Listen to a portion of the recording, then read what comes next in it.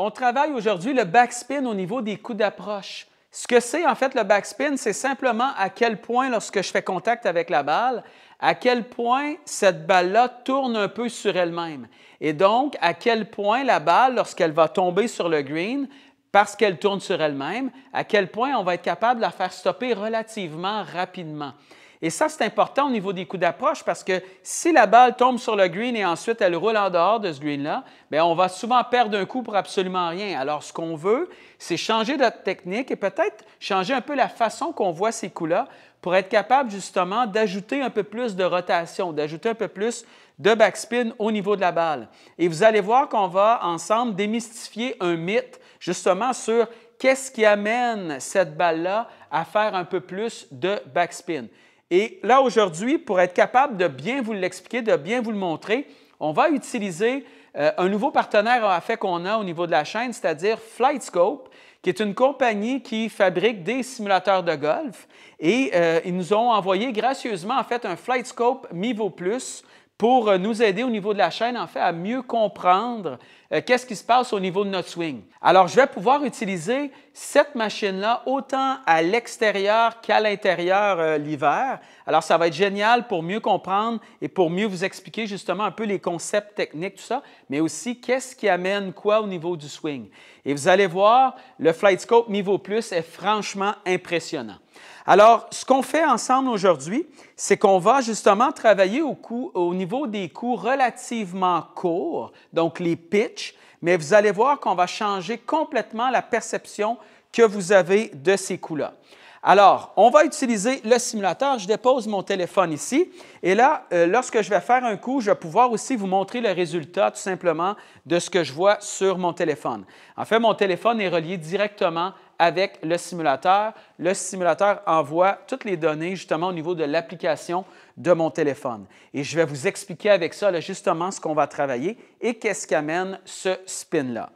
Alors, la première chose, c'est qu'on va démystifier déjà en partant là, le fait que lorsqu'on essaie d'aller chercher du spin, c'est qu'on veut aller chercher, par exemple, un angle qui est très en descendant. Ça, c'est un des plus gros mythes au golf.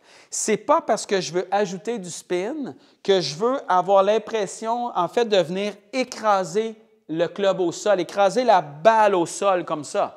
On a souvent cette impression-là que ce qui amène justement la balle à tourner sur elle-même, c'est le fait de l'écraser avec le sol et c'est là qu'elle tourne, ce qui n'est pas le cas du tout. Alors, je vais vous montrer avec le simulateur, je vais vous montrer deux choses en particulier.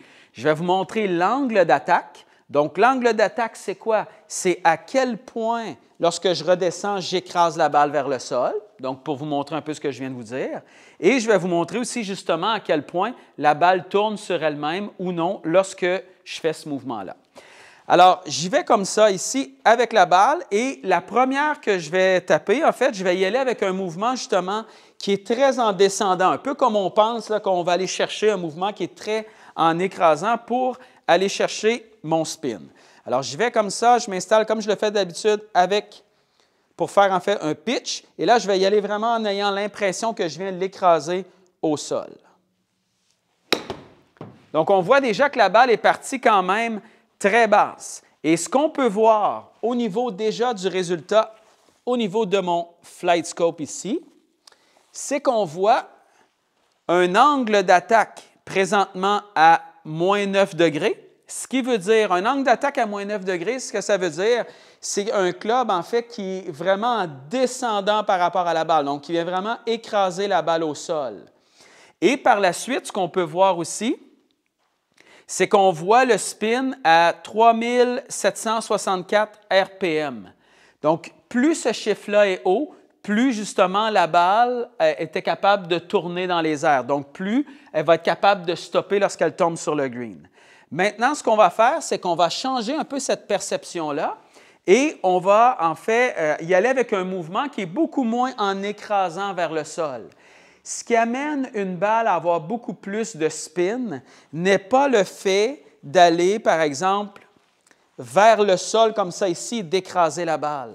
C'est le fait de bien utiliser le dessous du club, ce qu'on appelle le bounce. Donc, c'est vraiment le dessous, la semelle du club ici, Moi, ce que je veux faire, c'est que je veux m'assurer de la faire glisser au sol. Je ne veux jamais avoir l'impression de venir écraser ce club-là au sol.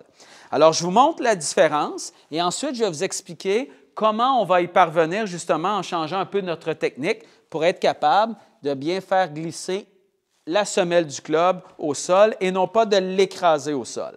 Alors, j'y vais comme ça. Je vais faire un swing de pratique comme ça. Parfait. Là, j'ai bien senti que je venais glisser tout simplement. Et vous allez voir tout de suite la différence au niveau de l'angle d'attaque, mais aussi au niveau du spin.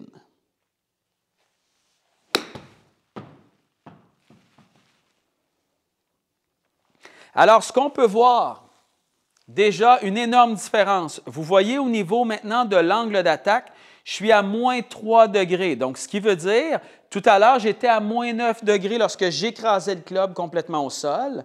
Là, tout ce que je fais, c'est que je m'assure que le dessous du club glisse au sol. Et vous voyez que j'arrive quand même en descendant. Donc, j'ai un angle d'attaque à moins 3,4 degrés. Ce qui veut dire que le club est quand même en descendant, mais beaucoup moins en écrasant.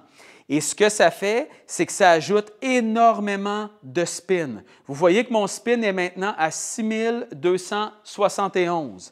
Alors, comparativement à tout à l'heure où on était dans les 3000, bien là, je suis dans les 6000. Ce qui veut dire que cette balle-là va stopper lorsqu'elle va tomber sur le green. Alors, qu'est-ce qui fait maintenant qu'on est capable d'aller chercher cet angle-là qui est un peu plus à l'horizontale ou un peu plus en glissant?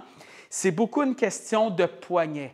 C'est-à-dire que lorsque vous allez faire votre mouvement, imaginez-vous lorsque vous allez faire le mouvement vers l'arrière comme ça ici, que vous allez enlever un peu de poignet. Okay?